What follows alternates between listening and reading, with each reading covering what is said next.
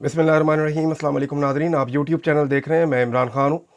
Nadreen, ताकत भी हार गई, पैसा भी हार गया, इख्तियार भी हार गया, तमाम सरकारी और अस्करी वसाइल भी इस्तेमाल किए गए। एस्टेब्लिशमेंट ने भी अपनी पूरी ताकत लगाई और पंजाब हुकूमत ने भी अपना पूरा ज़ोर लगाया, जबकि वफाकी हुकूमत भी इसके अंदर हिस्सेदार बनी। बहुत सारे इख्तियारात इस्तेमाल किए गए, बहुत सारी पुरकशिश किस्म की पेशकश की गई लोगों को, लेकिन इसके बावजूद जो सरकार है वो हार गई है और कैदी नंबर 804 एक मरतबा फिर उसका नाम जीत गया है। यानी इमरान खान साहब कोई कंपेन तो नहीं कर सकते, सामने तो नहीं आ सकते, आकर बात तो नहीं कर सकते, लेकिन इसके बावजूद वो जीत गए हैं। और तहरीक इंसाफ के जो हमायत याफ्ता उम्मीदवार हैं लाहौर हाई कोर्ट बार से, उन्होंने क्लीन स्वीप किया है। और ये सालाना इंतखाबात हुए साल 2025-26 के। इसमें जो प्रोफेशनल ग्रुप के उम्मीदवार थे, इन्हें पाकिस्तान तहरीक इंसाफ ने सपोर्ट दी थी। मलिक आसिफ नसवाना कामयाब हो गए सदर की सीट पे। नायब सदर की सीट पर अब्दुर्रहमान रांझा कामयाब हो गए और सेक्रेटरी की नशिस्त पर फ़ारूक अलियास चीमा कामयाब हो गए हैं।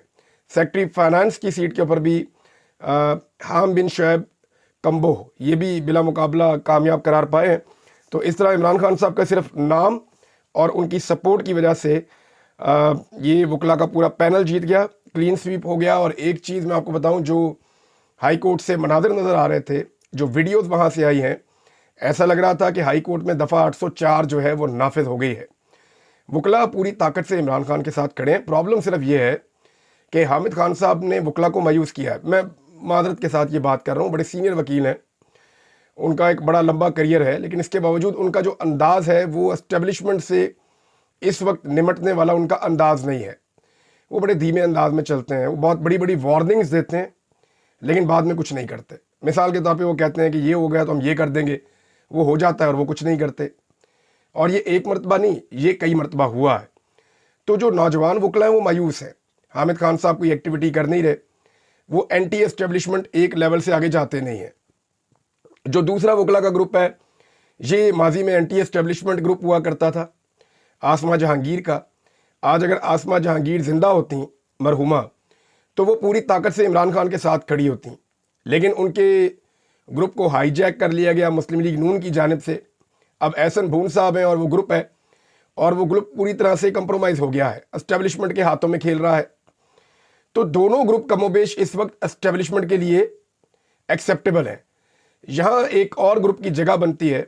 अगर वकला को anti establishment rule of law के लिए कोई तहरीक चलानी है और अदलिया की बहाली के लिए ज़ोर लगाना है, तो उन्हें एक तीसरी तहरीक खड़ी करनी पड़ेगी, एक तीसरा ग्रुप खड़ा करना पड़ेगा, जिसमें बहुत सारे लोग दोनों ग्रुप से आ जाएंगे। और इसके ऊपर मैं आपको ये बता देता हूँ कि काम हो रहा है, अब से नहीं हो रहा, काफ़ी अरसे से हो रहा है। और जो एस्टेब्लिशमेंट है वो इसको रोकने के लिए पूरी कोशिशें भी कर रही है। लेकिन चाहे वो आसमा जहांगीर ग्रुप के वकला हों, बड़े बड़े जय्यद नाम है, बहुत बड़े बड़े वकील हैं, तो चाहे वो हामिद खान ग्रुप के वकला हों, एस्टेब्लिशमेंट की बेजा मुदाखलत की वजह से वो खासे परेशान है और दोनों अपने अपने ग्रुप की कारकर्दगी से मुतमईन नहीं है। अब अगर एक नया ग्रुप आता है तो एक नई चीज़ हो सकती है। नौजवान वकला तो बहुत बड़ी तादाद में उसके साथ खड़े हो जाएंगे, और ये वकला ही मुज़ाहमत की अलामत होते हैं अगर खड़े हो जाएं तो। नादरीन, शहबाज शरीफ साहब भी मैदान में आ गए मरीम नवाज़ के बाद। यानी पहले टिकटॉक्स बनी थी, अब शहबाज शरीफ आए, जनाब मैंने भी जलसा करना है। तो जलसे के लिए जनाब शहबाज शरीफ साहब को जनूबी पंजाब में पहुंचाया गया, और जनूबी पंजाब में जो जलसा किया उसकी सूरत हाल के बारे में मैं आपको ये बता देता हूँ कि अगर आप इसकी वीडियो देख पाए। अव्वल तो इन्होंने तस्वीरें वगैरह जारी की हैं और वीडियो भी इस तरह की जारी की हैं कि पता ना चले। तो ये डेरा गाजी खान में एक जलसा नहीं जलसी थी। अगर आप इसका पंडाल देखें, गौर करें, तो स्टेज का जो साइज़ है वो 60 फुट है, 60 फुट का स्टेज है, और जितना स्टेज है उतना ही पंडाल है। यानी स्टेज से थोड़ा सा इधर होगा 10 फुट और इधर होगा, यानी मैक्सिमम ये 80-90 फुट का है। तो जो एक कनाल का प्लॉट होता है ना, उसकी लंबाई 90 फुट की होती है। तो अगर आप इसकी टोटल लंबाई चौड़ाई देखें तो वहाँ जो लोग मौजूद थे उनसे जब मैंने पूछा तो उन्होंने कहा जी ये मैक्सिमम 5 से 6 कनाल का प्लॉट है जिसके अंदर ये जलसागाह बनाई गई है। तो इसमें ज़्यादा लोग नहीं थे, इसमें बड़ी महदूद तादाद में लोग आए हैं, ज़्यादा बड़ी तादाद में लोग नहीं आए। और मुस्लिम लीग नून जितनी बड़ी जमात थी उसके मुकाबले में ये कुछ भी नहीं है। अच्छा, यहाँ पे जो लोग लाए गए वो भी सारे सरकारी वसाइल के ऊपर जलसा खड़ा किया गया, सरकारी लोगों को लाकर शहबाज शरीफ का जलसा भरा गया।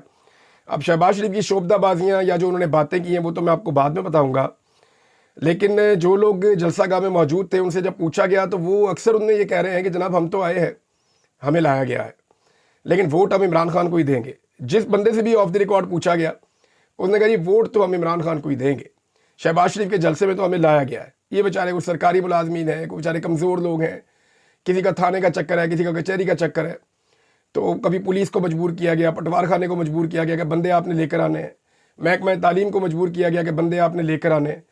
वो बंदे ला ला कर उन्होंने बिठा दिए, कुछ ना कुछ करके उन्होंने छोटा मोटा जलसा बना दिया शहबाज शरीफ का। अब हैरत की बात यह है कि चचा और भतीजी में एक जंग चल रही है जलसों की। ना जलसा उसका कामयाब होता है, ना जलसा इसका कामयाब होता है। यानी एक जलसा भतीजी करती है, एक जलसा चचा करता है। भतीजी को भी मुंह की खानी पड़ती है और चचा को भी मुंह की खानी पड़ती है। दोनों के पास मकबूलियत नहीं है, और जिसके पास मकबूलियत है उस शेर को सलाखों के पीछे बंद किया हुआ है, जो मैदान का मालिक है।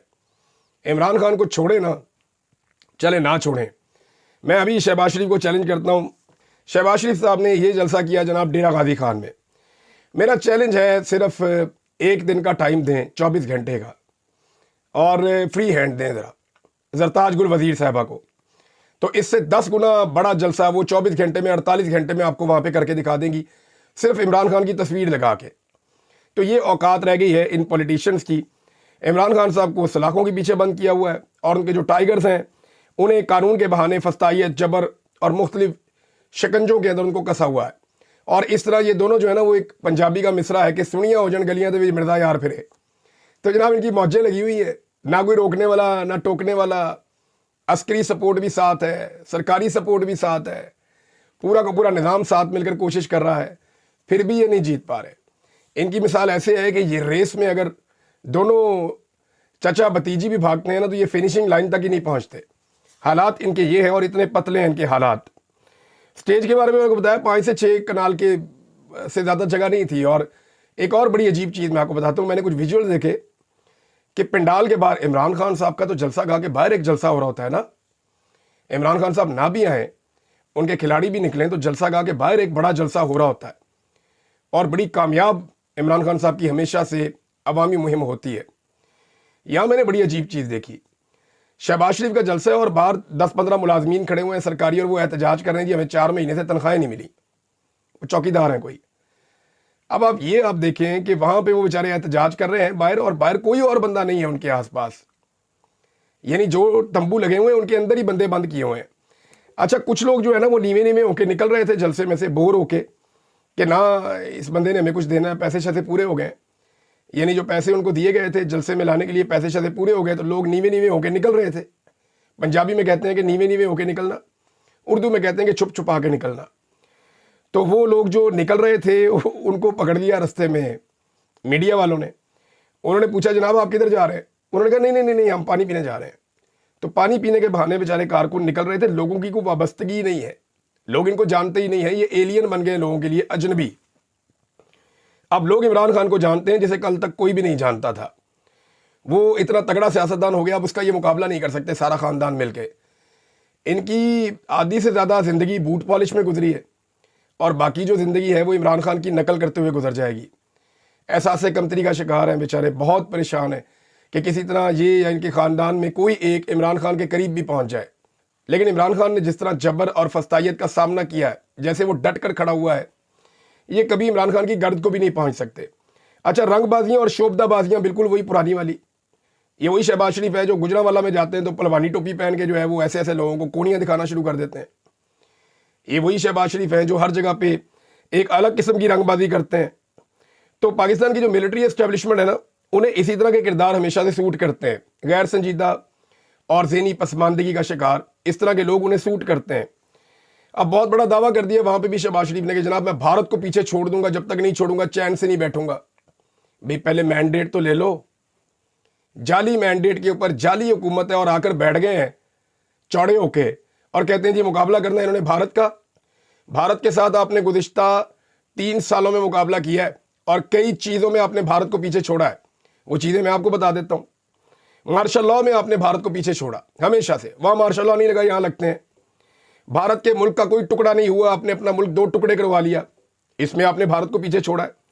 کرپشن میں آپ نے بھارت کو حال ہی میں پیچھے چھوڑا ہے. انسانی حقوق کی پامالیوں میں آپ نے بھارت کو پیچھے چھوڑا ہے. انسانی آوازوں کو دبانے میں، آزادی اظہار رائے کو کچلنے میں آپ نے بھارت کو پیچھے چھوڑا ہے. ریاست کے اندر جو دہشت گردی ہو رہی ہے اس میں آپ نے بھارت کو پیچھے چھوڑا ہے. عدالتوں پر اور عدلیہ پر مکمل قبضے میں آپ نے بھارت کو پیچھے چھوڑا ہے. ظلم، جبر اور فسطائیت میں آپ نے بھارت کو پیچھے چھوڑا ہے. اب یہ مائک اکھاڑنے والی رنگ بازیاں کرتے ہوئے آپ بھارت کو پیچھے نہیں چھوڑ سکتے. اگر اس کو پیچھے چھوڑنا ہے تو آپ کو جمہوریت لانی پڑے گی، انسانی حقوق کی پامالیاں ختم کرنی پڑیں گی، آپ کو رول آف لا پاکستان میں لانا پڑے گا، آپ کو پاکستان کے اندر آزادی اظہار رائے دینا پڑے گا. یہ جعلی مینڈیٹ کے اوپر بڑھ کے مارنا اور تقریریں کرنا، اس سے یہ نہیں ہو سکتا کہ آپ بھارت سے آگے نکل جائیں. ناظرین، ایک اور چیز بھی ہوئی ہے اور وہ گزشتہ ایک ہفتے کے دوران یہ چیز ہم نے دیکھی ہے اور یہ بڑی پریشانی والی بات ہے. پاکستان کی ملٹری اسٹیبلشمنٹ میں واقعی میں کھلبلی مچی ہے. برطانیہ میں دیکھیں کتنے مظاہرے ہوئے ہیں، بہت سارے مظاہرے ہوئے، بہت بڑے بڑے مظاہرے بھی ہوئے. 10 ڈاؤننگ اسٹریٹ کے باہر ایک بہت بڑا مظاہرہ ہوا تھا. پاکستان تحریک انصاف کے مخالفین نے بھی کہا کہ اتنا بڑا مظاہرہ انہوں نے نہیں دیکھا، بڑی کامیابی تھی، اور بہت ساری جگہوں پہ انہوں نے بڑے بڑے مظاہرے کیے ہیں. لیکن یہ جو اب ہوا ہے نا آرمی چیف کی آمد کے موقع کے اوپر، اس نے بہت گہری چوٹ پہنچائی ہے پاکستان کی اسٹیبلشمنٹ کو، اور وہاں بہت زیادہ پریشانی ہے. یعنی کچھ ٹاؤٹس اور سیاستدان یا کچھ دانشور وہ یہ کہہ رہے ہیں جی پاکستان میں احتجاج کریں نا، پاکستان میں کیوں نہیں کرتے؟ تو بھئی پاکستان میں کنٹینر لگ جاتے ہیں، پاکستان میں آنسو گیس آ جاتی ہے، پاکستان میں بندوں کو بے گناہ اٹھا کے جیلوں میں ڈال دیا جاتا ہے، پاکستان میں عدالتیں اس کے بعد انصاف ہی نہیں دیتی. یعنی جیل میں جانے سے کون ڈرتا ہے؟ کوئی بھی نہیں ڈرتا. پاکستانی دلیر لوگ ہیں. آپ اٹھائیں آدھے پاکستان کو جیل میں ڈال دیں، فرق ہی نہیں پڑتا پاکستانیوں کو. دلیر لوگ ہیں، بزدل تھوڑی ہیں. پرابلم یہ ہے کہ جیل میں جانے والے آدمی کو یہ تو پتا ہونا کہ مجھے عدالت انصاف دے گی. جب انہیں یہ پتا ہے کہ 6 مہینے مجھے انصاف ہی نہیں ملنا، 1.5 سال ہم نے بلا وجہ جیلوں میں پڑے رہنا ہے، پھر تو جیل میں کوئی نہیں جانا چاہتا نا. جب انصاف ہی نہیں ہے تو کون چاہے گا کہ وہ جیل کے اندر جائے؟ لہذا یہ فسطائیت جب تک پاکستان میں رہے گی، یہ لوگوں کو احتجاج پاکستان سے باہر بھی کرنا پڑے گا. اور اس کا بہت بڑا دباؤ پیدا ہوا ہے، اور بہت سارے پروگرام ایسے ہیں جو بڑھ گئے ہیں. آنے والے دنوں میں آپ اس کا امپیکٹ دیکھیں گے. اور اوورسیز پاکستانیوں کو یہ ایک آئیڈیا بھی آ گیا ہے کہ اب اگر پریشر بڑھانا ہے تو جہاں جہاں پہ پاکستان کے امپورٹنٹ لوگ جائیں وہاں پہ وہ احتجاج کریں. جیسا کہ اس کا بڑا امپیکٹ ہے، اگر محسن نقوی کہیں پہ جاتا ہے، شہباز شریف کہیں پہ جاتا ہے تو احتجاج کر سکتے ہیں، پاکستانی آواز اٹھا سکتے ہیں، اور یہ سلسلہ آپ تیز ہوتا ہوا دیکھیں گے آنے والے دنوں میں. اب ناظرین، گزشتہ ایک ہفتے پہ اگر آپ جائزہ لینا تو 3 چیزیں ایسی ہوئی ہیں جو پاکستان کے آرمی چیف عاصم منیر صاحب کے حوالے سے یا پاکستان کی ملٹری اچھا میں جب ملٹری اسٹیبلشمنٹ کہتا ہوں، یہ میں چند لوگوں کی بات کرتا ہوں جو بند کمروں میں بیٹھ کے فیصلے کرتے ہیں.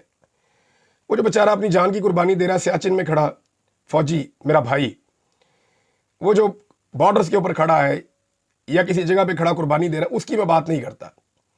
یہ ہم بات کرتے ہیں ملٹری اسٹیبلشمنٹ. تو اسٹیبلشمنٹ وہ چیدہ لوگ ہوتے ہیں جو بیٹھ کے قوم کی تقدیر کا فیصلہ لکھ دیتے ہیں، پھر سیاستدانوں سے بھی کرواتے ہیں اور سب سے اس کے اوپر امپلیمنٹ کرواتے ہیں.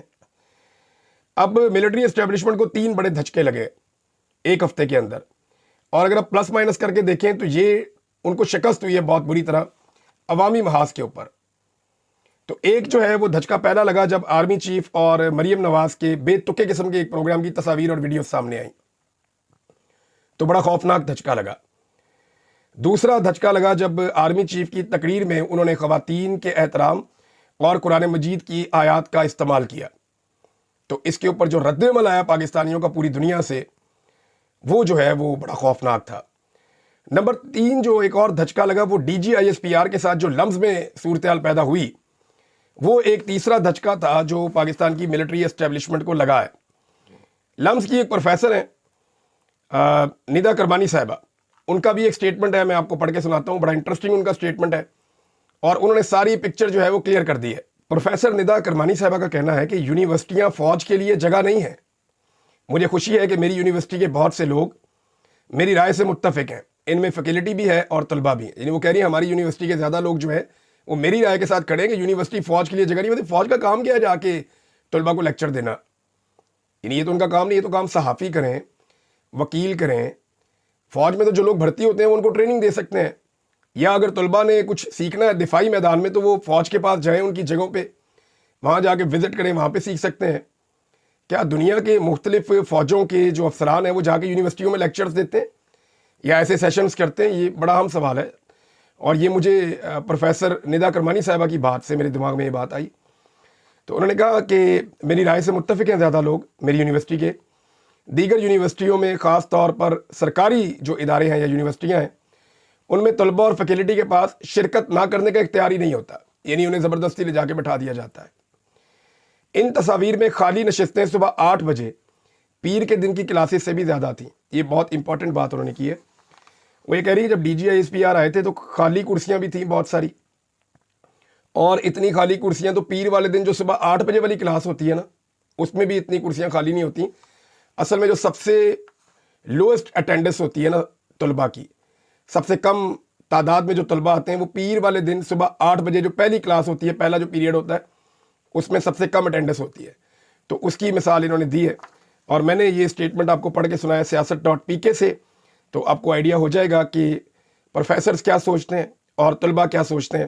اب اللہ تعالیٰ خیر کرے کہ لمس کی پروفیسر جو ہیں وہ ندا کرمانی صاحبہ کے ساتھ کوئی بدلہ نہ لیا جائے, کوئی ایسی کارروائی نہ کی جائے, ورنہ اب تک جس نے بھی پاکستان کی ملٹری اسٹیبلشمنٹ کو آئینہ دکھانے کی کوشش کی اس کے ساتھ پاکستان میں کچھ اچھا نہیں ہوا. ناظرین, عجیب و غریب قسم کی حرکات چل رہی ہیں پنجاب میں. اب مریم نواز کے حوالے سے کوئی مزاحیہ ویڈیو بنانے پر یا کوئی فنی ویڈیو بنانے کے اوپر بھی لگاتار مقدمے درج ہو رہے ہیں. پنجاب میں مزید مقدمات درج کروا لی گئے ہیں. یعنی اب اندازہ کریں کہ جعلی تصویر بنانے پر, یعنی وہ کارٹون والی فوٹو لوگ بنا دیتے ہیں نا, جعلی تصویر بنانے پر اس صوبے میں مقدمے ہو رہے ہیں جہاں جعلی حکومت لا کر بٹھائی گئی ہے. یعنی جعلی حکومت بٹھا دیں یہ گناہ نہیں ہے, وہ ایک بندہ لوگوں کو ہنسانے کے لیے کوئی جعلی تصویر بنا دے تو وہ گناہ ہے. یعنی میں اس سے اتفاق نہیں کرتا کہ کسی کی نجی زندگی میں جائیں, لیکن آپ نے لوگوں کے ساتھ کیا کیا ہے؟ آپ نے لوگوں کے ساتھ ظلم کیا, جبر کیا, ان کا مینڈیٹ چھین لیا, ایک جعلی حکومت لا کر بٹھا دی.